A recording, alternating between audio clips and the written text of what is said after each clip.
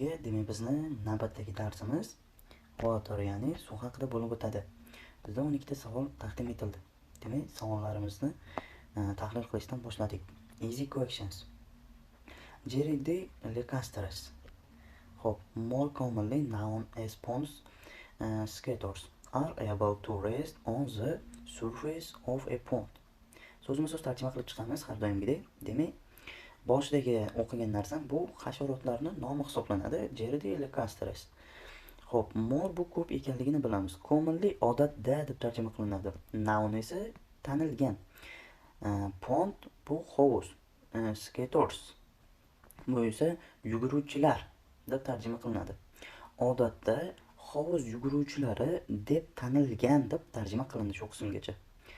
Are able. Able esa qodir. Rest bu esa turish yoki dam olish ma'nosida keluvchi so'z. Surface esa bu yuzasi. Of buning, pond esa hovuz. Ular hovuz yuzasida tura olishadi, ya'ni cho'kib ketmaydi. Gapimizda demak tushundiki, hasharotlarning nomini berdi va ular suv ustida yuguruvchilar deb tanilgan va bundan tashqari ular suv ustida yura oladi, cho'kib ketmaydi.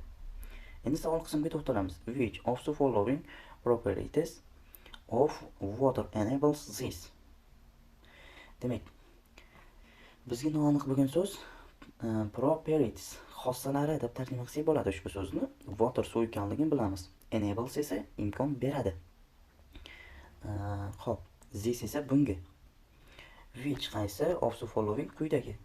Quyidagi suv xossalaridan qaysi biri bunga imkon beradi? Demak, savolimiz mana shunday. Demak, variantlarni tahlil qilishdan boshladik. Ability bu qobiliyat deb tarjima qilsak bo'ladi. Hold esa bu ushlab turish. Heat esa issiqlik. Ko'p issiqlikni ushlab turish qobiliyati mavjud suvda. Mana shu narsani bizga bermoqda va ushbu qobiliyat tufayli hasharot suvda cho'kmasdan ustida tura olar ekan. Bu noto'g'ri variant hisoblanadi. Xo'p, endi keyingi variantimizga o'tamiz. B variant ability bu qobiliyat ekanligini biladi. Hydrogen bu vodorod, bonus esa bu bog'lar. Demak, vodorod bog'larini hosil qilish qobiliyati. Xo'p, bizga to'g'ri variant mana shu. Qolgan variantlarimizni tarjima qilganimdan so'ng izohlayman buni. Less bu kamroq degan ma'noda qo'llaniluvchi so'z. Dense bu zich, bu when qachonki. Frozen muzlaganda, umumiy ma'noda muzlaganda zichlik kamayadi demoqda. Ya'ni pastroq bo'ladi, kamroq. Bu noto'g'ri variant, chunki nimaga? Biz suv muzlamagan holatda ham hasharot uning ustida, suv ustida yurganini ko'rganmiz. Misol tariqasida arini olaylik. Aynan mana shu hasharot turini emas, arini misol qilib keltiradigan bo'lsak, buni ko'rganmiz. Xo'p. Keyingi esa D variantni tarjima qiladigan bo'lsak, colorless and odorless. Colorless bu rangsiz and odorless hidsiz demoqda bizda. Xo'p. Rangsiz va hidsiz suvda mana shunday qobiliyati bo'lganligi sababli hasharot uning ustida yura olar ekan. Bu umuman noto'g'ri fikr va buni izohlashim shart ham emas. Xo'p, B variant nega to'g'ri? B variantimizni to'g'riligining hisobi vodorod bog'lari juda ham yuqori, ya'ni hasharotni ko'tara oladigan darajada sirt tarangligini hosil qila oladi suvni yuza qismida. Shu sababli hasharotlar cho'kib ketishmaydi, ya'ni suvning ustida bemalol yura oladi. Mana shu sirtni tarangligi tufayli. Bu vodorod bog'larining hisobiga hosil bo'ladi. Demak, keyingi variantimizga o'tdim endi. Plants transport water against the force of gravity up the xylem to provide leaves and flowers with water. So'zma-so'z tarjima qiladigan bo'lsa ustozlar, plants bu o'simliklar. Transport bu tashiydi degan ma'noda keladi, bilasizlar. Water suv. Against bu qarshi degan ma'noda qo'llaniladi. Xo'p. Force bu kuch. Gravity bu tortishish, demak tortishish kuchi. Up bu yuqoriga ekanligini bilamiz. Xylem bu kislem edi. Provide esa bu ta'minlash degan ma'noda keladi. Leaves bu barglar, and bu va flowers gullar, with bilan water yana suv. Umumiy ma'noda o'simliklar tortishish kuchiga qarshi suvni tashiydi. Barglar va gullari suv bilan ta'minlash uchun suv kislema orqali yuqoriga ko'tariladi demoqda bizda. Ya'ni yuqoriga ko'tariladi. Xo'p, demak tushundik. Savol qismiga to'xtalib o'tadigan bo'lsak, which bonds hold water to the surface of the xylem. Which qaysi bonds bog'lar hold ushlab turadi degan ma'noda kelardi. Water esa suv. To qo'shimchasi bu ga ma'nosini beradi. Surface bu sirtiga ekanligini bilamiz. Xylem esa kislema.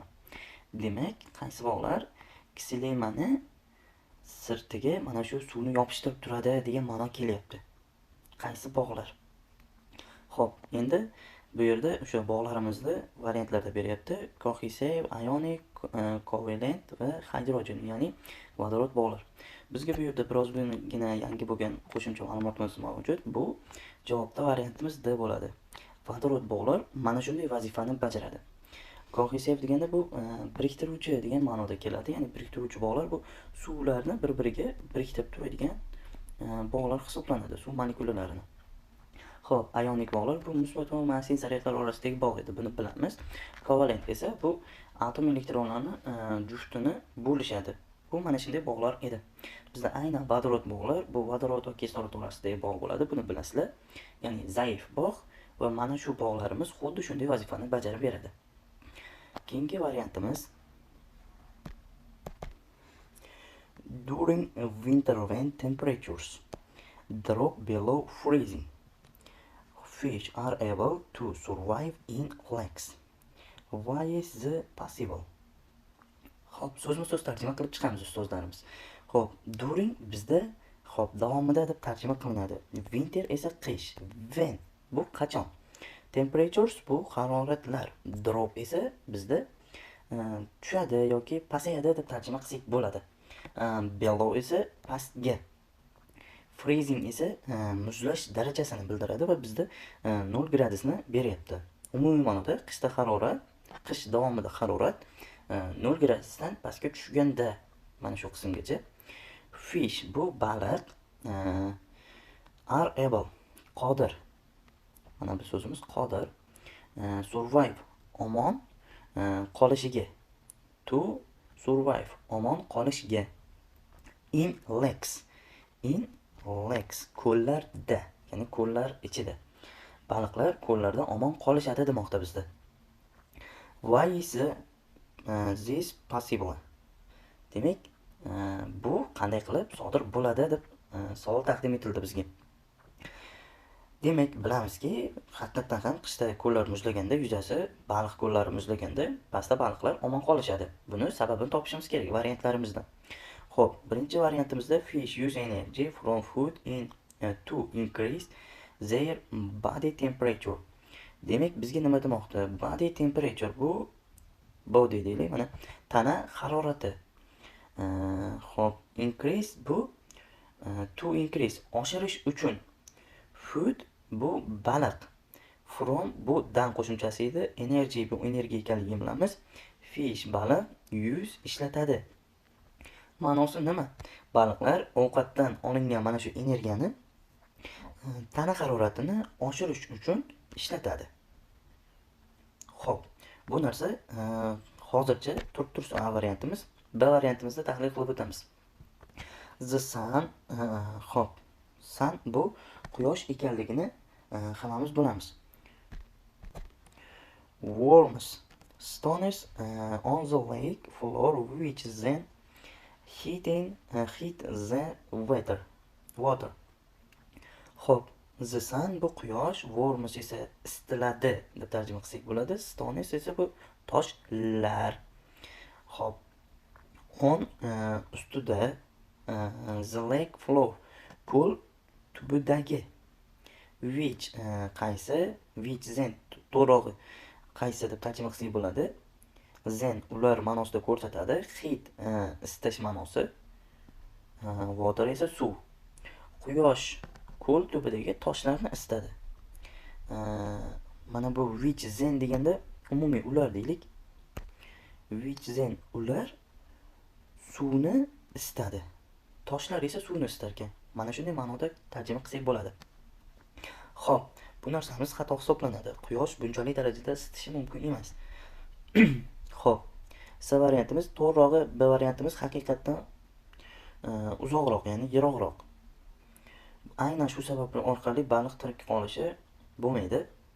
C variantimizda fish can produce an enzyme that stops their blood from freezing. From freezing muzlashdan blood bu qon ekanligini bilamiz. That stops to'xtatadigan deb tarjima qilsak bo'ladi. Enzyme bu ferment.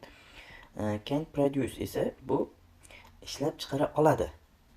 Fish baliq demak, baliqlar qonni muzlashdan to'xtatadigan that stops, ya'ni to'xtatadigan enzyme fermentlar ishlab chiqara oladi. Ya'ni ishlab chiqaradi. Bu aynan ayrim baliqlarimizga tegishli.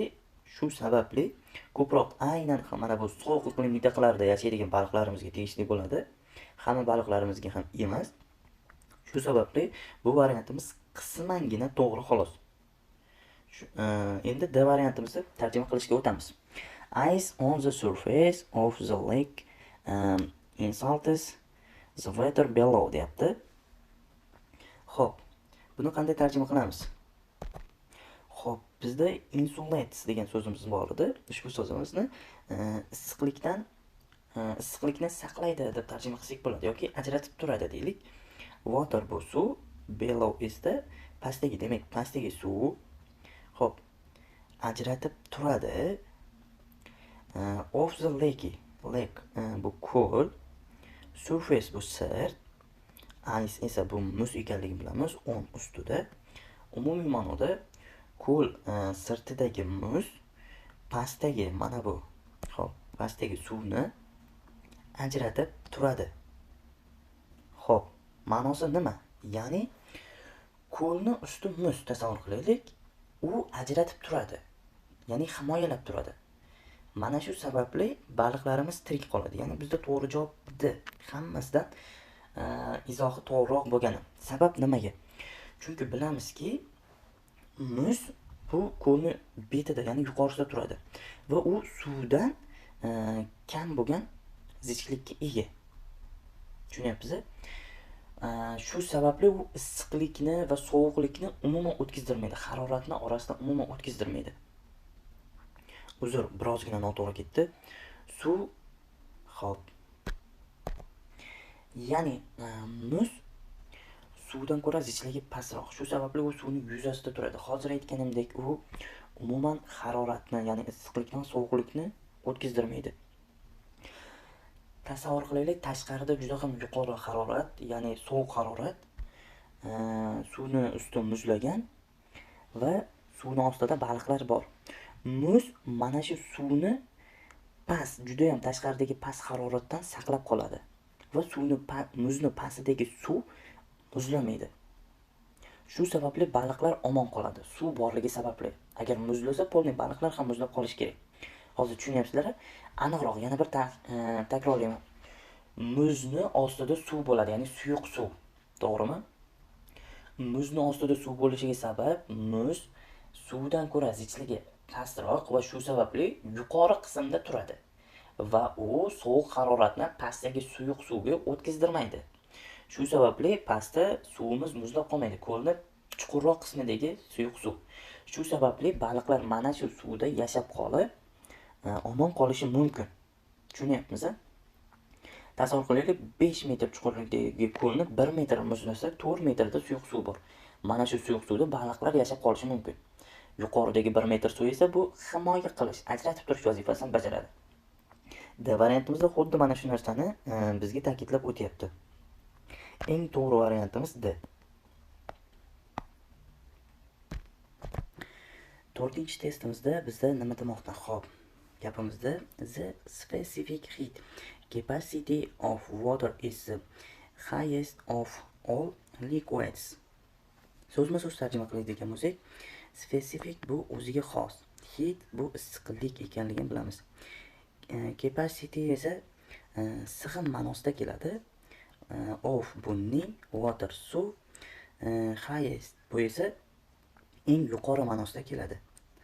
All hammasi, ya'ni barchasi, liquids suyuqliklar. Xo'p, so'zma-so'z tarjima qilganimizda suvni o'ziga xos issiqlik sig'imi barcha suyuqliklar orasida bor, ya'ni eng kattasi demoqda bizda. Savol qismimizga to'xtalib o'tamiz. Which of the following is a correct definition of specific heat capacity? Xo'p, savol qismimizda nima demoqda bizda? Definition bu ta'rif ma'nosida keladi. Qolgan so'zlar esa bizga tanish ma'noda, umumiy ma'noda quyidagilardan qaysi biri mana shu o'ziga xos issiqlik sig'imini to'g'ri, ya'ni correct, to'g'ri tarifi. Capacity, ya'ni xo'p. Endi umumiy tushuntirib o'tadigan bo'lsam, o'ziga xos issiqlik sig'imi deganda mana shu solishtirma issiqlik sig'imini bizda nazarda tutyapti. Solishtirma issiqlik sig'imi haqida bizda adabiyotimizda berilgan. Bu nima degani? Mana shu 1 kilogramlik suvni 1 gradus yuqoriga ko'tarish uchun ketgan energiya hisoblanadi, ya'ni bizda issiqlik miqdori hisoblanadi to'g'rirog'i. Biz mana shu javobni olishimiz kerak. Bizda bu variantimiz B variantimizda bizga berilgan. Shunday bo'lsa ham qolgan variantlarimizni ham birma-bir tahlil qilib o'tadigan bo'lsak. The heat required to change 1 mole of liquid into 1 mole of gas. Bu gazga deb tarjima qilsak bo'ladi. 1 mol esa 1 mol degan ma'noda keladi. Buni bilasizlar hammalaring. Ya'ni bitta molga deylik. Liquid bu suyuqlik. Tepada ham tarjima qildik. Liquid bu suyuqliklar. Xo'p. Bu yerda ham 1 mol, change esa o'zgartirish ma'nosida keladi. O'zgartirish uchun to'g'rirog'i required zarur bo'lgan heat issiqlik. Umumiy ma'nosi 1 mol suyuqlikni 1 mol gazga aylantirish uchun zarur bo'lgan issiqlik demoqda. Bu birozgina noto'g'ri talqin ekanligini bilamiz. Bir variantimizda nima demoqda bizda? The heat required to raise the temperature of 1 kilogram of liquid by bizda 1 gradusni berdi. Xo'p. Umumiy ma'nosi bizda bu yerda nima deyilmoqda? Heat bu issiqlik. Required esa zarur bo'lgan. To raise oshirish uchun. Mana bu yerda oshirish uchun temperature bu temperatura, ya'ni harorat. 1 kilogram liquid bu suyuqlik 1 gradusga, ya'ni 1 darajaga. 1 kilogram suyuqlikni haroratini 1 gradusga oshirish uchun zarur bo'lgan issiqlik miqdori. Bu to'g'ri javobimiz. C variantimizni tahlil qilib o'tamiz. The heat required to change 1 mole of solid into 1 mole of liquid. Bizda mana bu qattiq modda ma'nosida keladi ushbu so'zimiz. Solid. Xo'p. Qolganlari bizga tanish bo'lgan so'zlar umumiy ma'noda nima demoqda? 1 mol qattiq moddani 1 mol suyuqlikka o'tkazirish uchun zarur bo'lgan issiqlik miqdori. Bu xato javobimiz. D variantimiz the ability of a solid to transfer heat to a liquid. Qattiq moddani suyuqlikka issiqlik o'tkazish qobiliyati. Bu ham xato variantimiz. Xo'p, demak bizda to'g'ri javobimiz B bo'ldi. Endi keyingi testimizga to'xtalib o'tamiz. Demak, keyingi testimiz medium questionsda birinchisi bo'lar ekan. Which of the following properties of water are a result of intermolecular forces? Xo'p, so'zma-so'z tarjima qilib olamiz. Which qaysi of the following esa quyidagi properties bu esa xossalar deb tarjima qildik. Water suv, result esa bu natija. Ya'ni natija ma'nosida keladi. Intermolecular bu esa molekulalar aro, forces bu kuchlar. Molekulalar aro kuchlarni desak bo'ladi. Quyidagi suv xossalaridan qaysilari molekulalar aro kuchlar natijasidir demoqda. Molekulalar aro kuch deganda bu nima demoqda? Bu vodorod bog'larini nazarda tutyapti bizga. Vodorod bog'lar bu molekulalar aro kuch degan so'zga teng bo'lgan jumla hisoblanadi. Xo'p. Vodorod bog'larni xossalari qaysilar demoqda bizga? O'zimizga to'g'ri tarzda talqin qilsak. Xo'p. High surface tension, good solvent, cohesive, high specific head capacity. Demak, high surface tension degani yuqori sirt tarangligi deb tarjima qilsak bo'ladi. Bu vodorod bog'lar tufayli molekulalarni bir-biriga tortadi. Bu to'g'ri variant hisoblanadi. Ya'ni vodorod bog'lari tufayli mana shunday xoslar ro'y berishi mumkin. Sirt tarangligi.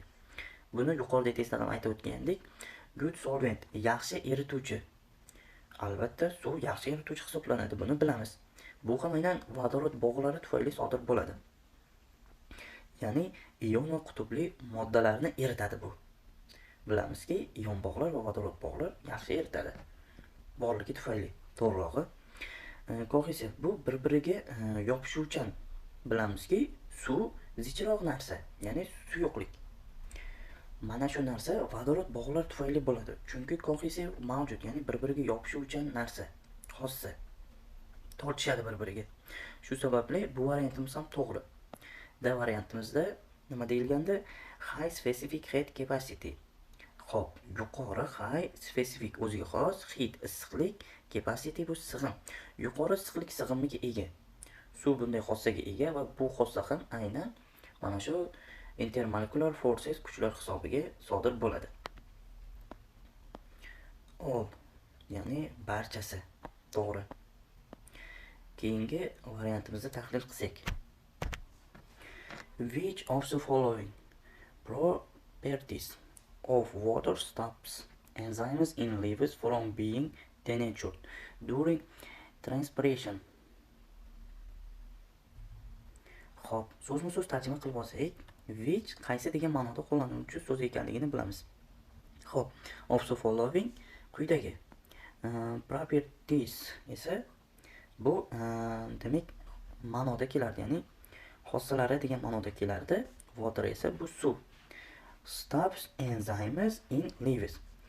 Barglar, mana leaves barglar, mana shu barglardagi enzymes fermentlarning from being denatured, denaturatsiyalanishi degan ma'noda keldi. Stops to'xtatadi. Xo'p, during transpiration, transpiratsiya davomida, ya'ni jarayonida.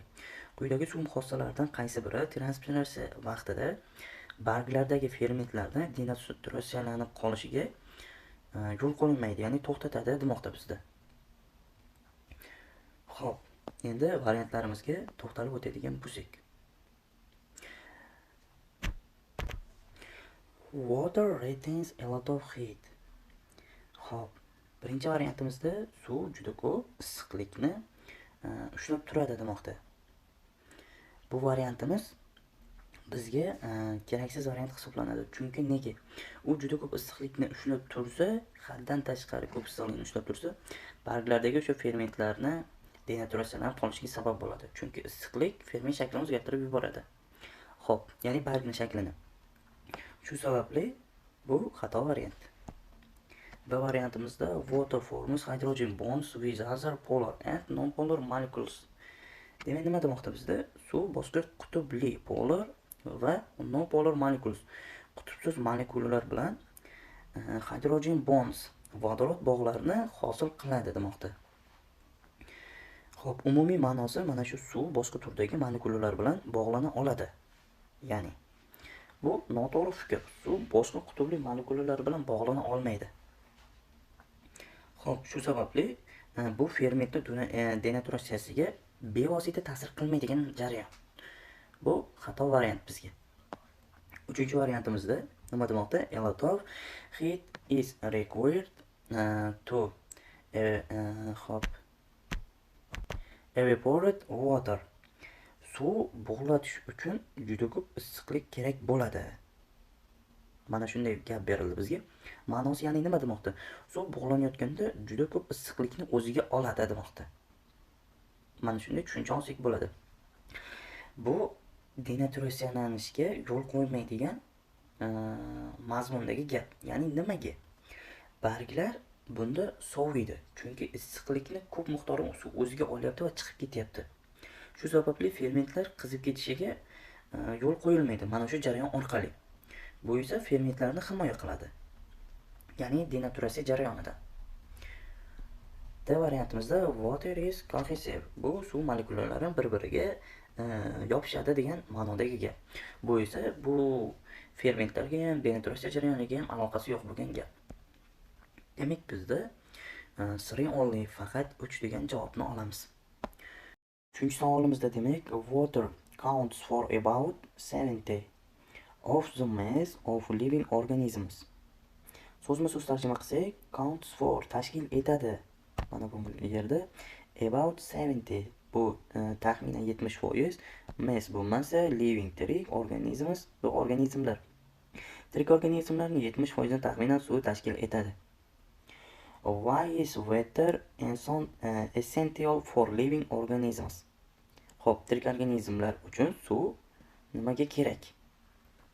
Demak, mana shu variantlarni tahlil qilib topishimiz kerak. A variantimizda it's more dense a solid than a liquid. So'zma-so'z tarjima qilganimizda nima uchun? Yo'q.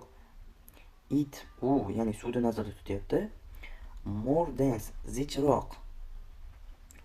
A solid, qattiq holatda. Liquid, suyuq holatdagiga qaraganda. Than a liquid, ya'ni suyuq holatdagiga qaraganda. Umumiy ma'noda u qattiq holatda suyuq holatdagidan zichroq. Aynan mana shu sababdan bizga kerak demoqda variantimizda. Bu xato variant. Bizga aynan shu holatdagisi kerak degan narsa yo'q. Xo'p, B variantimizda nima deyapti? It's used in condensation reactions to synthesize micromolecules. Xo'p, it's used u ishlatiladi in condensation reactions, kondensatsiya reaksiyalarida, to synthesize, sintez qilish uchun makromolekulalarni. Demak, u kondensatsiya reaksiyalarida makromolekulalarni sintez qilish uchun ishlatilar ekan. Bu xato variant. Chunki kondensatsiya jarayonida aynan suvning o'zi hosil bo'ladi. Makromolekulalarni sintez qilishda ishlatilmaydi. C variantimizda nima deyapti? Xo'p, sharsimon oqsillar and monosaccharides, ya'ni monosaxaridlar can dissolve. Xo'p, eriy oladi desak bo'ladi. In it, unda, ya'ni suvda demoqda. Umumiy ma'noda sharsimon oqsillar va monosaxaridlar suvda eriy oladi. Bu hozircha turib tursin. D variantimizni tahlil qilib olsak. It only requires a small amount of energy to raise its temperature. It only requires, bu so'zimiz u only faqat talab qiladi a small amount of energy, kichik miqdordagi energiyani demoqda. To raise its temperature, haroratni oshirish uchun. Suvni haroratini oshirish uchun u ozgina energiya kerak. Unga ozgina energiya kerak. Bu xato fikr, chunki suvda ko'p energiya kerak bo'ladi haroratni oshirish uchun suvga. Aynan bu narsa bizga kerakli qism ham emas. Shu sababli C variantimiz to'g'ri. Demak, tushundik-a? A va B variantimizda keraksiz narsalar deyapti, bizga foydasiz. D variantimizda ham xuddi shunday. C variantimizda nega aynan bu variantni oldik? Chunki sharsimon oqsillar va monosaxaridlar uchun u yaxshi erituvchi bo'lganligi sababli bizga juda ham kerakli modda hisoblanadi suv, ya'ni. Which property of water is paired with an incorrect physiological use? Demak, bizda gapimizda nima demoqda savolog'imizda?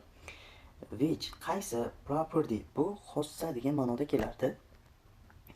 Of water, demak suvning, is paired with, bilan juftlashtirilgan, and incorrect physiological use, noto'g'ri fiziologik qo'llanish.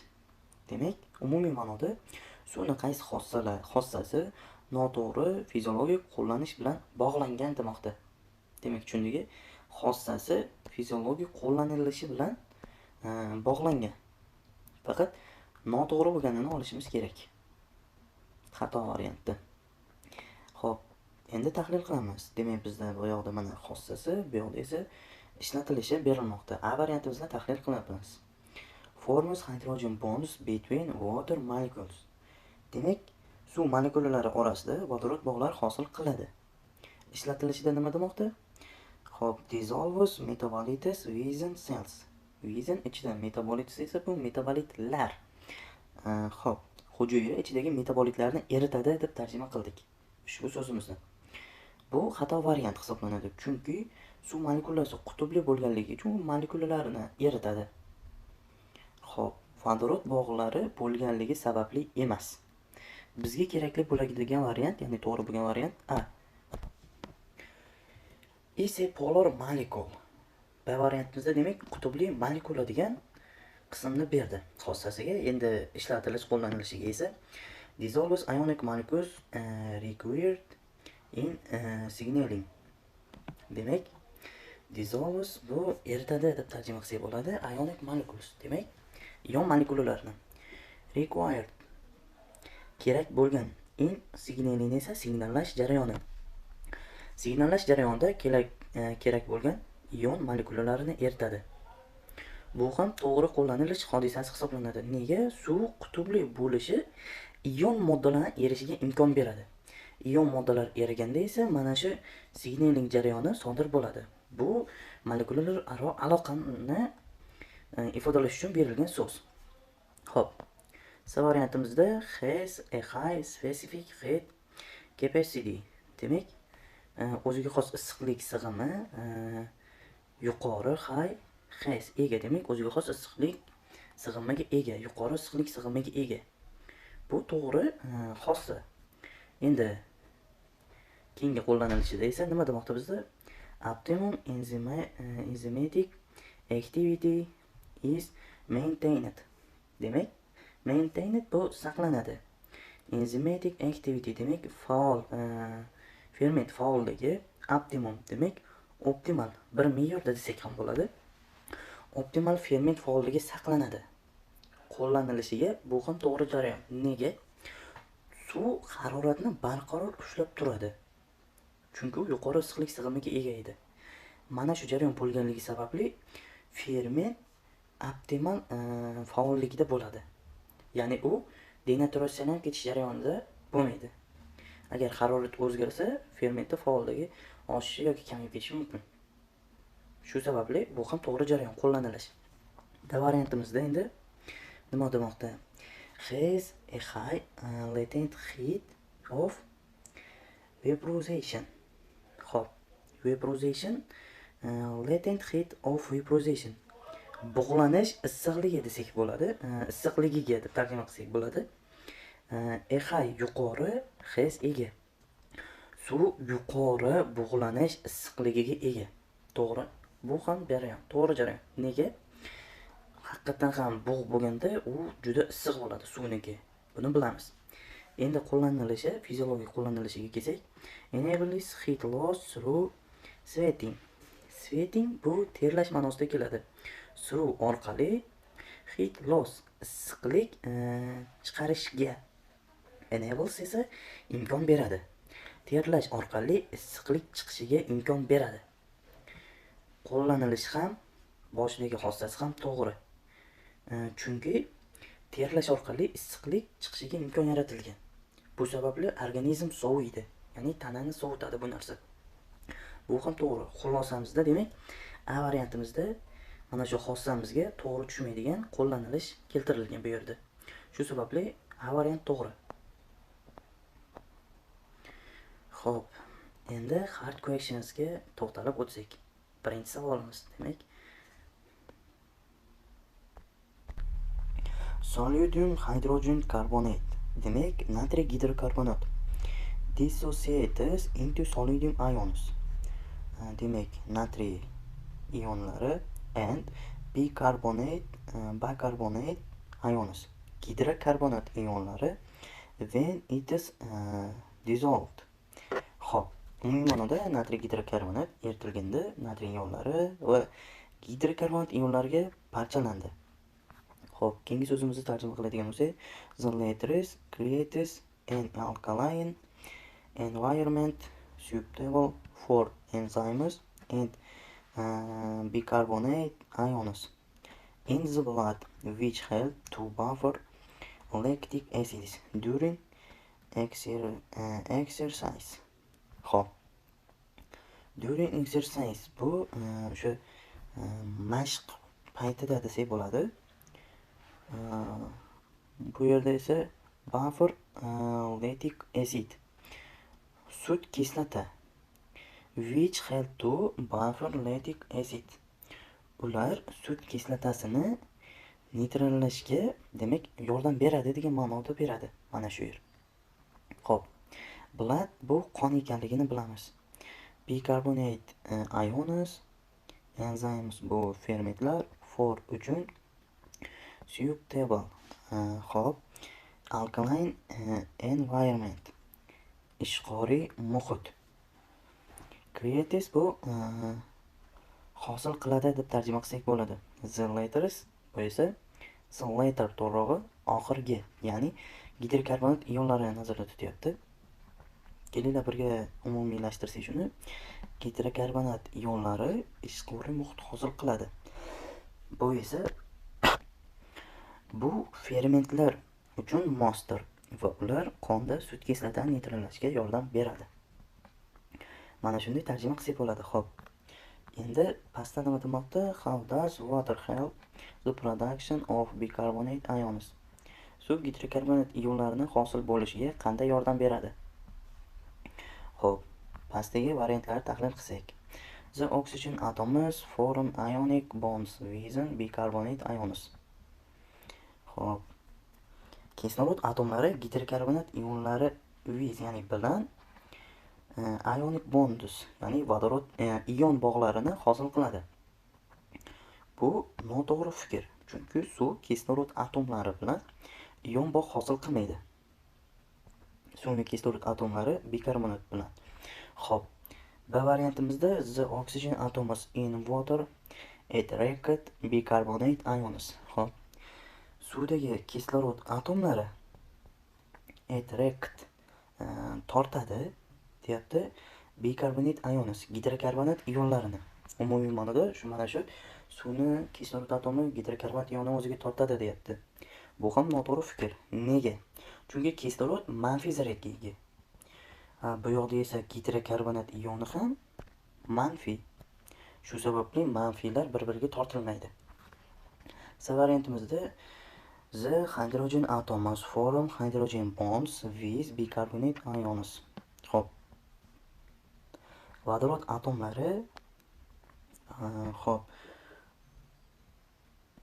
Hydrogen bonds, vodorod bog'larini with bicarbonate ions, demak, hosil qiladi demoqda, bikarbonat bilan.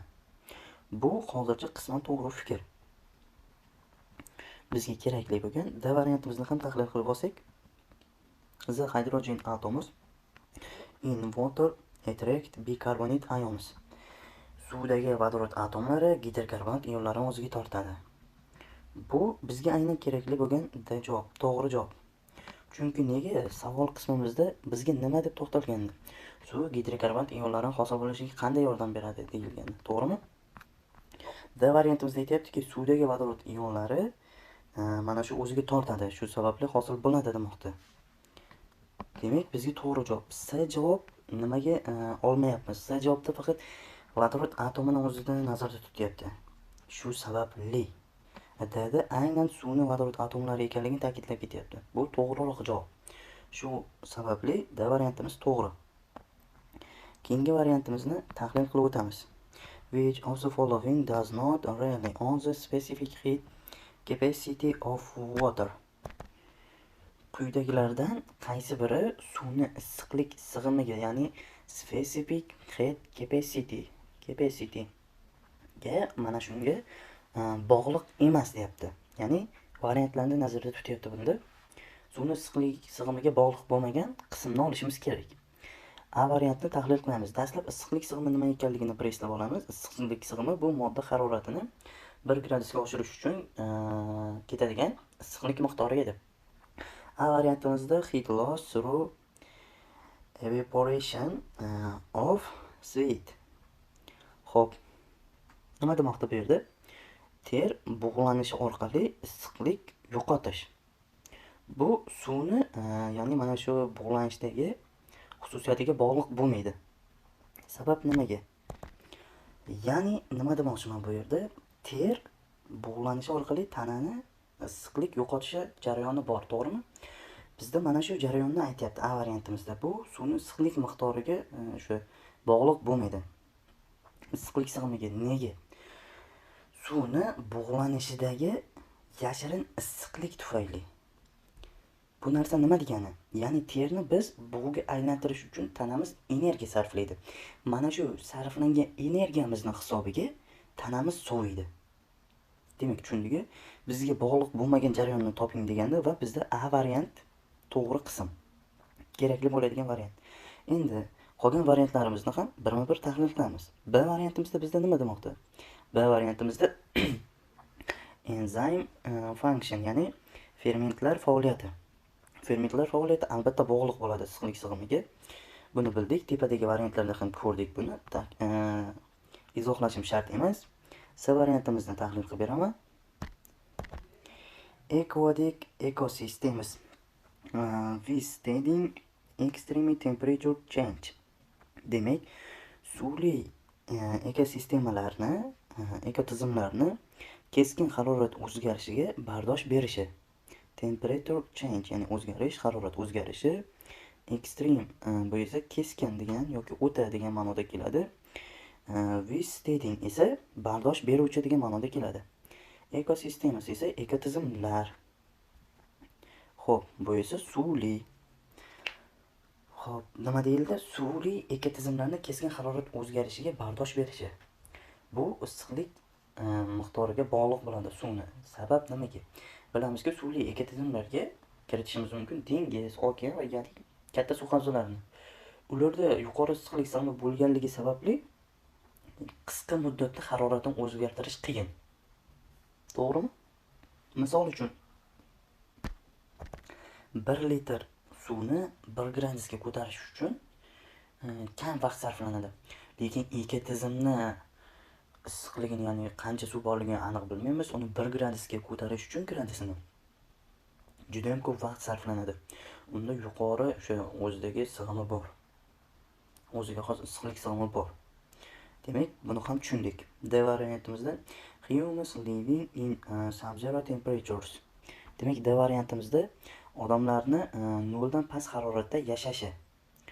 Bu ham issiqlik sig'imiga bog'liq. Chunki nega? Chunki odam tanasida juda ham ko'p miqdorda suv bor, yarmidan ko'prog'i. Pastroq gradusda ham yashay olishimiz mumkin. Ichimizdagi suv haroratimizni barqaror ushlab turishga yordam beradi. Shu sababli bu variantimiz ham xato. Demak, bizga to'g'ri bo'lgan variant A variantidir. Keyingi variantimizga to'xtalib o'taman. Enzymes are soluble proteins that use their specific shape to catalyze biological reactions. Xo'p, enzymes fermentlar. Soluble proteins bu eruvchi oqsillar. Use esa bu foydalaniladi desak bo'ladi. Their specific shape, o'ziga xos shakl, ya'ni shakldan. Xo'p, keyingi so'zimiz to catalyze. Kataliz qilish uchun. Catalyze, ya'ni to catalyze bu kataliz qilish desak bo'ladi. Kataliz ya'ni biological reactions esa biologik reaksiyalarni. Fermentlar biologik reaksiyalarni kataliz, ya'ni tezlashtirish uchun o'ziga xos shaklidan, ya'ni their specific shape dan foydalaniladigan eruvchan oqsillar. Demak, tushundingmi? Ma'lumot berildi bizga. Xo'p, endi savol qismida what is most likely to happen to the rate of reaction if an enzyme is dissolved in a non-polar solvent such as hexane. Hexane demak bu geksan. Mana bu. Xo'p, qolganlarini ham so'zma-so'z tarjima qilsak, what nima? Mana bizda what nima is most likely, eng ehtimol bilan to happen sodir bo'ladi. To the rate of reaction, reaksiya tezligiga. Enzyme bu ferment. Dissolved Bu eritilsa in a non-polar solvent, qutbsiz erituvchida, such as masalan deyapti, geksani nazarda tutyapti bizda. Agar ferment qutbsiz erituvchida, masalan geksanda eritilsa, reaksiya tezligiga nima eng ehtimol bilan sodir bo'ladi? Demak, tushundingmi? Mana shu fermentimiz qutbsiz erituvchi geksanda eritilsa, ehtimol bilan eng yaqin ehtimol bilan nima sodir bo'ladi? Demak, tushundingmi variantlarga? Bizda savolimizda shunday dedi, variantlarimizni nazarda tutyapmiz. Endi tarjima qilamiz. The rate of reaction will stay the same. Reaksiya tezligi o'zgarmaydi deyapti. A variantimizda, B variantimizda the rate of reaction will increase. Bunda esa oshadi reaksiya tezligi. C variantimizda esa buni decrease variant, ya'ni kamayadi reaksiya tezligi. The enzyme will precipitate out of solution. Demak, precipitate bu cho'kmaydi, bilardik buni. Demak, ferment eritmada cho'kadi deyapti. C variantimizda cho'kish belgisini bunday qilamiz. Bu o'zgarmaydi, reaksiya ortishi tushishi. Demak, tushundingmi? Endi ustozlar faqatgina bu birozgina murakkab bo'lgan savol, tushuntiradigan qismi ozgina ko'proq, faqat e'tibor bilan o'tirsak tushunamiz. Demak, boshida aytdiki, bizga gap berildi. Gapda ferment kataliz, ya'ni reaksiyani tezlashtiruvchi modda. Va bunda o'ziga xos shakldan foydalanadi deyildi. Keyingi gapimizda u qutbsiz erituvchida eritilsa, masalan geksanda, eng ehtimoliy jihatdan nima sodir bo'ladi deyildi. Variantlarimizda reaksiyani tezlashishi, kamayishi, o'zgarmagan holati va bundan tashqari fermentda cho'kmaga tushish holatlarini bermoqda. Xo'p, endi tushuntirishni boshladim. Ferment o'ziga xos shakli. Bizda fermentimizda maxsus shaklini saqlovchi faol markaz mavjud. Bu narsa nimadan iborat? Ya'ni buni aktiv sayt desak bo'ladi. Bu mana shu enzimni ichidagi, ya'ni fermentning ichidagi maxsus joy. U joyga substrat kiradi. Xo'p, bu substrat aynan mana shu joytimizga mos bo'lish kerak. Demak, faol markaz bu substrat kiradigan maxsus joy ekan. Kimlar buni mana bunday tasvirlab beraman sizlarga.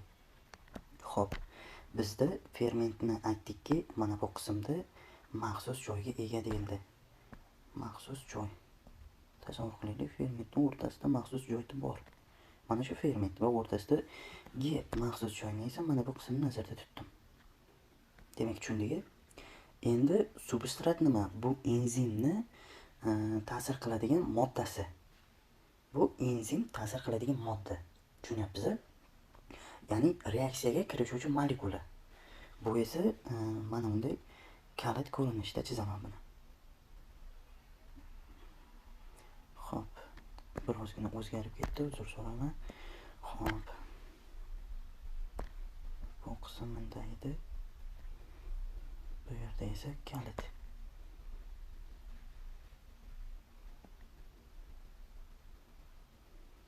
Kalit qism. Tushundingmi mana? Bu substrat. Bu esa enzim, ya'ni ferment bu. Mana bu qism esa faol markazi. Xo'p. Substrat bu ferment bilan reaksiyaga kirishuvchi modda. Bilamizki, amilaza fermenti kraxmalni parchalaydi. To'g'rimi?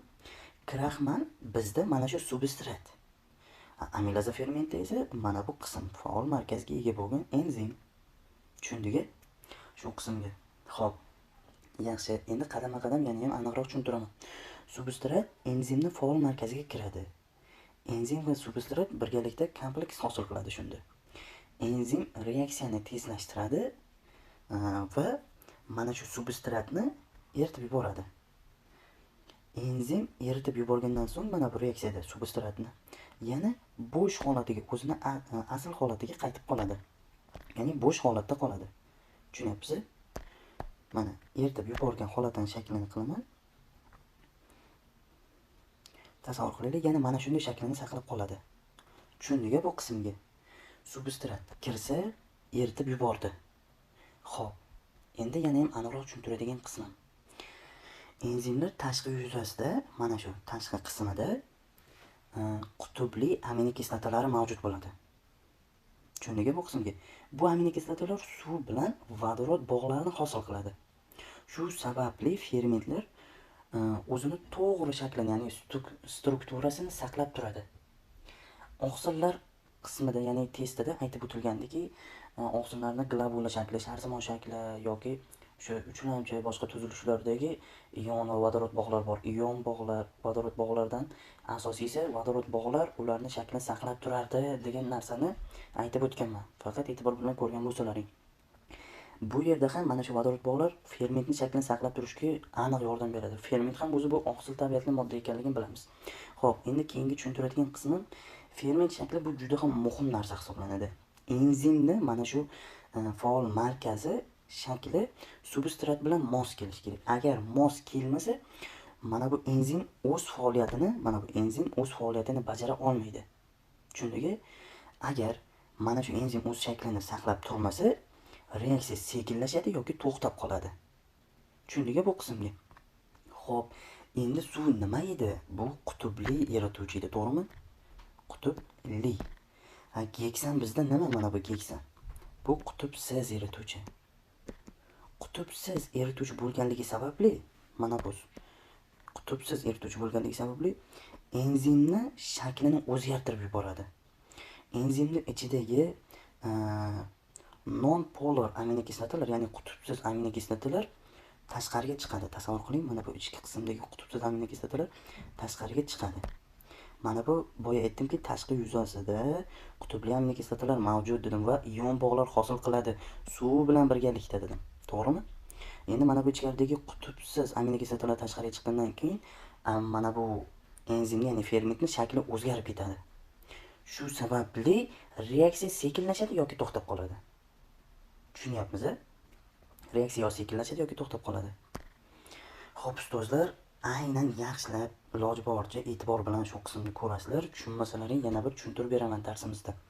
Men keyingi testga o'tdim endi.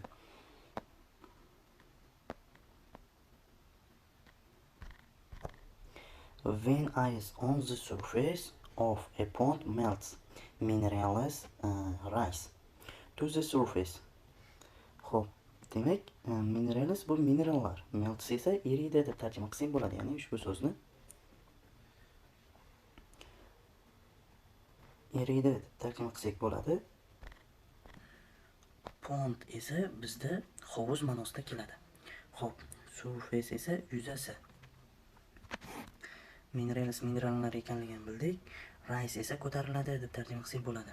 Xo'p, umumiy ma'noda aytib o'tsam, ko'lni yuzasidagi muz eriganda minerallar yuzaga ko'tariladi deb tarjima qilsak bo'ladi. Xo'p. Which properties of water cause this? Xo'p, bizda savolimizda nima dedi? Savolda bunga suvni qaysi xususiyatlari sabab bo'ladi demoqda. Suvning xususiyatlarini bizga berdi. Ya'ni birinchi variantimizda u erituvchi hisoblanadi deyapti. Bu bizga kerakli bo'lgan variant. Chunki suvda erituvchi, ya'ni minerallar eriydi. Shu sababli u to'g'ri qism. Keyingi variantimizda it forms hydrogen bonds. U vodorod bog'larini hosil qiladi. Demak, vodorod bog' hosil qilganligi sababli minerallar yuqoriga ko'tariladi deyapti. Xo'p, bu qismimiz to'g'ri tursa, uchimizda o'sha o'ziga xos issiqlik sig'imiga ega, ya'ni yuqori issiqlik sig'imiga ega deyapti. Bu noto'g'ri fikr. Aynan issiqlik sig'imiga ega bo'lganligi sababli yuqoriga ko'tariladi minerallar degan qismimiz mavjud emas.